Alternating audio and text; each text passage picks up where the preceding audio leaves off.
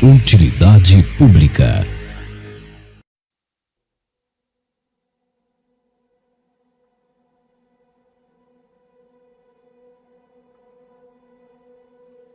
Parte 1. Antes de tudo, tenho certeza que preciso explicar o que significa a expressão quinta coluna, porque muita gente não sabe. Quinta coluna é um termo usado para designar pessoas pertencentes a um grupo que praticam ações que favorecem a um grupo rival. Ele foi popularizado na Guerra Civil Espanhola, mas talvez tenha sido criado antes. Há várias versões da história e seus detalhes não interessam aqui. O que é importante é o seguinte: todas as versões giram em torno de um general das forças nacionalistas que estava prestes a entrar à cidade de Madrid com 4 colunas de soldados fortemente armados. O general, que dependendo da versão foi Francisco Franco, Emílio Mola ou algum outro, teria dito que esperava ser saudado por uma quinta coluna de apoiadores dentro da cidade. Madrid era um reduto republicano, mas lá havia um amplo contingente de pessoas dispostas a apoiar os fascistas. Isso ocorreu poucos meses depois do começo da Guerra Civil, ainda em 1936. E o que eu quero dizer com burrismo? Burrismo é o termo informal que eu e alguns outros têm dado à total ausência de pensamento crítico nas pessoas. E o que é pensamento crítico? É a capacidade de analisar, interpretar e avaliar alegações feitas pelos outros antes de aceitá-las como verdade. Aquele que pensa criticamente questiona se existem evidências que dão suporte à alegação, se as fontes para tal alegação são confiáveis, a quem interessa fazer a alegação e a origem dela. Pensamento crítico é a capacidade de julgar uma informação de forma lógica, cética e sem viés, ou pelo menos julgá-la da forma mais lógica, mais cética e menos enviesada possível. Dada essa definição, o leitor ou ouvinte inteligente desse meu texto percebe que nós estamos fodidos. Estamos no olho do furacão do burrismo. Vivemos na era do zap-zap há um bom tempo e ela potencializa grandes imbecilidades como, por exemplo, conspirações anti-vacina, conspirações de terra plana, Illuminati, entre outras tantas teorias conspiratórias burríssimas. A teologia da prosperidade e outros movimentos religiosos afins são a quinta coluna do burrismo. Veja, quinta coluna não significa aquilo que dá origem, mas sim uma coluna de suporte que vem ao auxílio. O burrismo, a ausência e até a aversão do pensamento crítico é algo que a coluna da teologia da prosperidade e outros movimentos religiosos afins ajudam a suportar. Ela foi parida no século XX durante um dos vários movimentos revivalistas evangélicos nos Estados Unidos da América, país que tem como um dos seus pilares, desde a sua fundação, a aversão ao pensamento crítico. Essa teologia caiu como uma luva nas mãos do Ocidente durante a Guerra Fria. Os Estados Unidos, cuja educação já havia emulado a educação prussiana no século XIX e implementado a eugenia no começo do século XX, ficaram virtualmente blindados das influências socialistas e comunistas, graças, em grande parte, aos evangélicos envolvidos com a teologia da prosperidade e outras ideias relacionadas.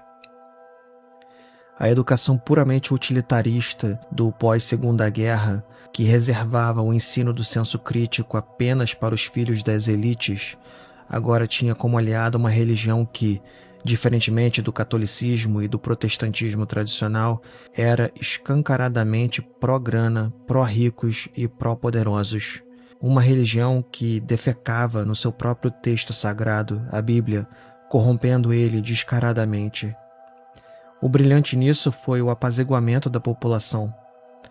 Poucas décadas antes, sindicatos e movimentos trabalhistas nos Estados Unidos foram capazes de fazer pressão suficiente para que legisladores criassem o seguro social, folgas e condições mínimas de dignidade.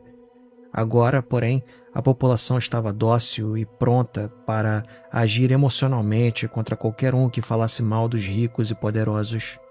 Claro, também ajudou que, entre o New Deal dos anos 1930 até meados dos anos 1970, impostos sobre grandes fortunas eram altíssimos e o governo federal americano financiava a classe média, cujo crescimento não se deu por conta de políticas econômicas liberais, muito pelo contrário.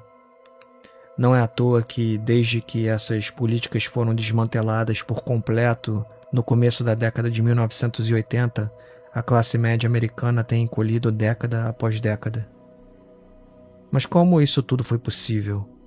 Para entender, precisamos estudar a história americana para além da propaganda e dos mitos. Parte 2.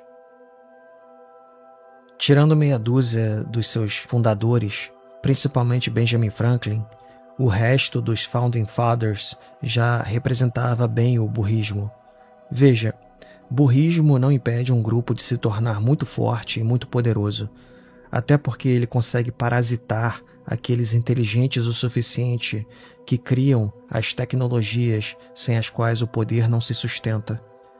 Os Estados Unidos ainda são o país mais poderoso da Terra. Apesar da sua clara decadência econômica, social e cultural, decadência essa que tem origem justamente a partir de 1980, a China, hoje a segunda maior potência econômica e militar do mundo, não chega perto do poderio do Império Americano. Eles ainda têm muita gordura para queimar antes disso acontecer. Porém, é um fato que os Estados Unidos, desde a sua fundação, foi guiado para ter aversão ao pensamento crítico. Isso, inclusive, até ajudou a se tornar o império que se tornou. De certa forma, se esse era o objetivo, parabéns. Não dá para dominar quase o planeta todo com soldados que pensam criticamente. E eu não falo só de soldados militares, mas soldados, diplomatas e empresários também. O rei Jorge III, que era o monarca inglês durante a Guerra da Independência dos Estados Unidos, foi chamado de tirano pelos líderes das 13 colônias. Até hoje ele é chamado de tirano nos textos escolares americanos.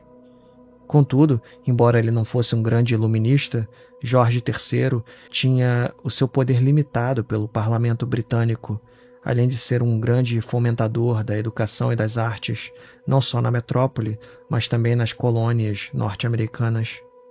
A independência ficou marcada pelo grito de "sem representação não há tributação", que significa que eles queriam ser representados no parlamento da metrópole, algo que é válido, mas a Declaração de Independência, documento histórico assinado por pessoas ilustres como Franklin, John Adams e Thomas Jefferson, acusa o monarca britânico de algumas coisas muito estranhas que estão além do cerceamento da representação política, a não ser que se considere o genocídio, a escravidão, direitos políticos das 13 colônias.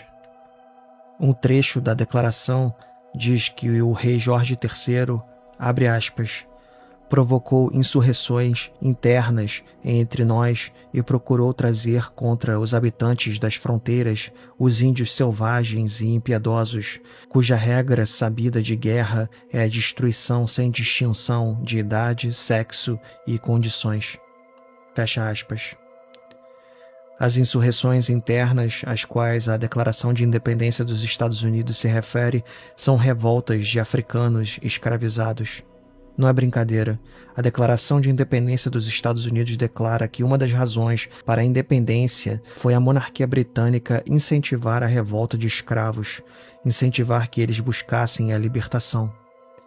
Em 1775, o Lord Dunmore prometeu liberdade aos escravizados que fugissem de seus donos, donos esses que estavam se rebelando contra a metrópole. É por isso que a Declaração de Independência, escrita em 1776, fala que o rei da Inglaterra estava incentivando insurreições internas. Segundo os Founding Fathers, escravos eram propriedade de seus donos e deveriam obedecê-los. Rebeliões, mesmo de seres humanos subjugados à força por outros, eram consideradas insurreições pelos líderes da independência americana. Já a alusão racista às fronteiras e aos indígenas toca num outro ponto. A coroa britânica reconheceu territórios de nações indígenas ao oeste dos Montes Apalaches após a Guerra dos 7 Anos entre as principais potências europeias. Ela não fez isso por bondade, claro, mas porque as colônias norte-americanas também fizeram parte daquele conflito mundial. Muitos indígenas participaram, aliando-se ou à França ou à Inglaterra. A Inglaterra foi vitoriosa, mas revoltas indígenas contra os colonos fizeram com que os ingleses buscassem apaziguar a situação, com o intuito de não terem mais gastos que consideravam desnecessários. Portanto, a partir da proclamação de 1763, só a coroa britânica teria direito a negociar compra e venda de territórios com os indígenas. Os colonos, principalmente os donos de terra que viriam a liderar a independência americana, achavam isso uma bosta. Eles queriam poder expandir suas terras por meios não muito legais, sem o consentimento da metrópole. Ou seja, dois dos principais aspectos trazidos pelos arquitetos da independência das 13 colônias foram a manutenção da escravidão dos africanos e a invasão e roubo de terras indígenas. A coisa já começou mal. Mas, até aí, podemos dizer que praticamente nenhuma nação, se é que há alguma, tem origens nobres e bondosas, mesmo as nações nascidas recentemente. A questão toda é que aquela elite que liderou a independência contra os ingleses não ferrou somente negros e indígenas, mas seus próprios filhos, através de uma cultura de obediência quase que cega à autoridade e uma mitologia nacional de desconfiança para com a intelectualidade. Sim, Benjamin Franklin, Thomas Jefferson e outros Founding Fathers eram intelectuais próximos dos iluministas europeus, mas eles também eram escravocratas, racistas, assassinos de indígenas. Para piorar, apesar de honrados pela história americana, eles foram logo jogados para escanteio. Pessoas como Andrew Jackson, um populista anti-intelectual, tomaram as rédeas do país na geração seguinte. Andrew Jackson foi o 7º presidente. Ele teve 2 mandatos seguidos, governando entre 1829 e 1837. E nele já se encontra o arquétipo do cabra que desconfia dos experts, dos intelectuais e das elites sociais, grupos que cada vez mais queriam a abolição da escravidão dos negros. Embora Jackson se vendesse contra as elites sociais, ele era um dono de terras, escravocrata e absurdamente rico. Sua mansão tinha colunas de estilo grego e papel de parede vindo da França. Jackson entrou logo após John Quincy Adams, que foi visto como um intelectual snob. Sim, esse é o mesmo John Quincy Adams que, anos depois, na presidência de Martin Van Buren, advogou a favor dos africanos escravizados que se rebelaram e tomaram o navio Amistad. O caso ganhou notoriedade porque Martin Van Buren, que fora vice-presidente de Jackson e era seu aliado, queria devolver os escravos a Cuba, então colônia espanhola. Já Adams advogou a favor da liberdade deles na Suprema Corte Americana e conseguiu fazer com que eles fossem libertos. Eles retornaram à África, para a região de Serra Leoa, de onde foram sequestrados. O governo dos Estados Unidos se recusou a pagar pela viagem, que foi financiada por grupos abolicionistas americanos. Parte 3. Ao longo desse tempo todo, principalmente ao longo de todo o século XIX, do seu início ao fim, os Estados Unidos expandiram seu território muito além do que originalmente era, através de negociações legítimas, mas também através da anexação forçada. Foi esse século que moldou de vez o mito do americano como self-made man, o homem que constrói a sua vida através do seu próprio esforço e mérito. O mito do homem da fronteira, que desbrava territórios e acumula uma fortuna, veio dessa época, fundindo-se com a própria mitologia do Velho Oeste na segunda metade do século XIX. Aquela época e lugar formam o paraíso dos libertários, uma terra quase sem lei, onde tudo é supostamente negociado de igual para igual por agentes econômicos livres das pressões do Estado malvado. Esse homem da fronteira não precisa de um Estado regulador para tocar a sua vida, não precisa de experts. Ele compra xarope expectorante de médicos autodidatas charlatães na trilha do Oregon. Muitos dos movimentos revivalistas evangélicos tomaram força nos Estados Unidos durante o século XIX.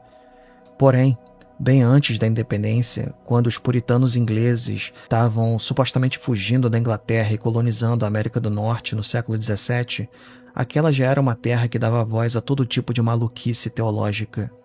Os puritanos, na verdade, não vieram para a América porque eram perseguidos descabidamente.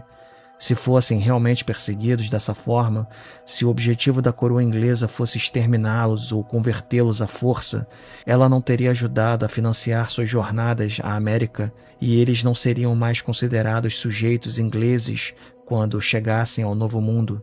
Mas não, tanto eram considerados que muitos voltaram depois de não aguentar mais a vida de merda que levavam na América.